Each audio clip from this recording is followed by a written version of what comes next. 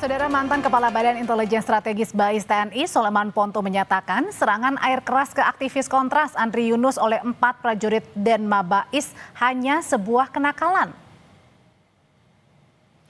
Dihadirkan sebagai ahli dalam persidangan di Pengadilan Militer 208 Jakarta, Soleman menilai operasi intelijen militer adalah kegiatan yang dirancang secara sistematis, bertingkat, terukur dan berbasis pada tujuan strategis negara. Sedangkan untuk tindakan yang dilakukan 4 terdakwa terhadap Andri Yunus hanyalah kenakalan orang-orang yang terpilih, terdidik, terlatih.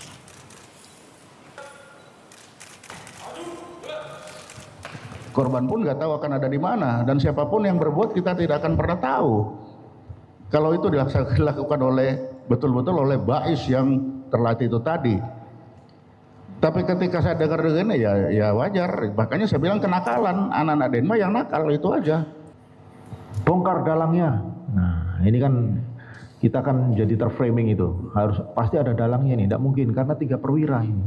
3 perwira tidak mungkin kalau tanpa jalur komando, tanpa rantai komando, tanpa perintah di atas. Ya inilah kalau orang tidak tahu intelijen itu apa. Dari awal saya bilang kalau itu operasi intelijen kita tidak akan pernah ada di ruangan ini. Yang berbuat tidak akan pernah diketahui, yang korbannya pun entah akan ada di mana. Karena apa? Untuk sejak target, kalau kita ikuti tadi, mulai dari menentukan target dari awal perencanaan itu sangat-sangat detail. Risiko tadi, ini risiko dia tidak tahu itu ada risiko. Risiko itu kita sudah dihitung. Risiko ini kalau ketahuan bagaimana? Apa saja yang bisa membuat kita ketahuan? Kalau ketahuan escape-nya bagaimana? Apa yang harus dilakukan? Itu semua sudah automatically. Sebelumnya di persidangan yang sama, hakim juga menanyakan soal kemungkinan para terdakwa menjadi double agent untuk orang di luar BAIS yang ingin melukai Andri Yunus. Ponto tegaskan hal itu sangat mungkin terjadi.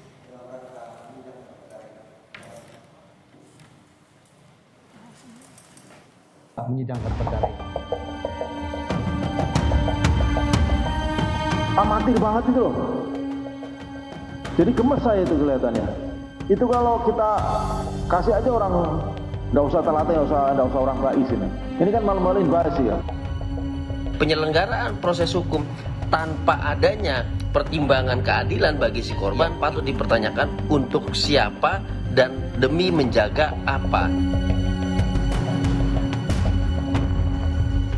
Majelis Hakim Pengadilan Militer 208 Jakarta berencana mendatangi korban penyiraman air keras Andri Yunus yang tengah dirawat di rumah sakit. Sebelumnya, Ketua Majelis Hakim Freddy Ferdian Isnartanto memerintahkan auditor militer untuk memastikan kehadiran Andri Yunus. Ia menekankan keterangan korban menjadi kunci dalam mengungkap fakta persidangan. Andri Yunus tercatat telah 2 kali tidak hadir dalam persidangan sebagai saksi tambahan. Ketidakhadiran terbarunya disebabkan tindakan medis berupa operasi pencangkokan kulit sebagaimana disampaikan melalui surat dari LPSK. Namun kalau misalkan ternyata tidak bisa hadir tetapi bisa Zoom, kami juga masih berharap itu bisa dilakukan. Misal tidak bisa hadir juga, pakai Vicon, nanti kita yang ke sana. Kita melaksanakan pemeriksaan setempat. Siap. Merespons sikap hakim yang akan mendatangi Andri Yunus secara langsung di rumah sakit, Ketua Badan Pengurus Indonesia Risk Center Julius Ibrani bilang sikap tersebut sebagai pengabaian kondisi psikologis korban. Julius bahkan menilai sidang air keras terhadap Andri Yunus di pengadilan militer kini bergeser ke skema menghapus dosa dan mengaburkan fakta atas dugaan banyaknya oknum berpangkat yang terlibat. Bahwa proses peradilan militer terhadap dugaan pembunuhan berencana melalui penyiraman air keras terhadap Andri Yunus ini adalah skema untuk menghapus dosa.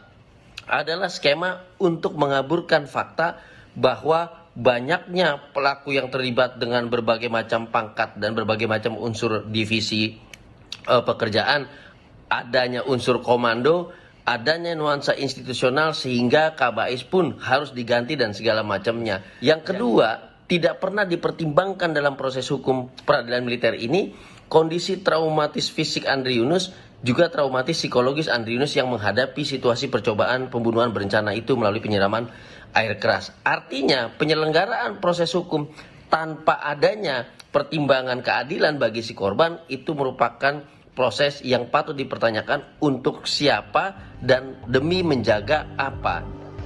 Ya, kelihatan enggak? Sidang lanjutan kasus air keras yang berlangsung pada Rabu 6 Mei lalu memunculkan sejumlah fakta yang memancing sindiran majelis hakim.